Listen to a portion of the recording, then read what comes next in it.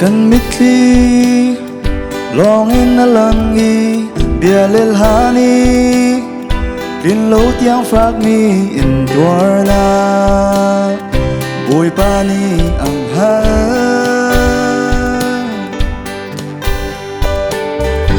mir buin simi ka thako gulaya thu mi lung fa nak le nge chiat na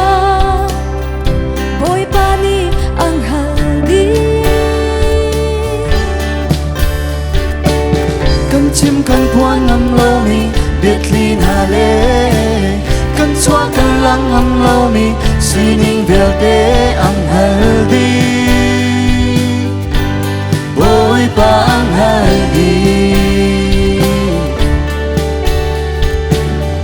mi dang ni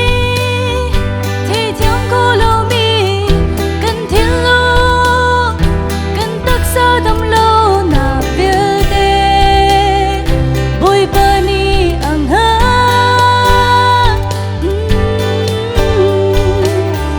so chung in kan lo ko lo sia din fel na le chiang hin na kan nghe ko lo sia bồi pani ang ha di kan chim kan puan ngam lo mi biệt lin hà lê kan cho kan lang ngam lo mi sining vel te ang ha di bồi pa ang ha di kan chim kan puan ngam lo mi biệt lin hà lê kan cho kan lang ngam lo mi sining vel te ang ha di bồi pa ang ha di amma he chun mai lấy con a phiang ni amma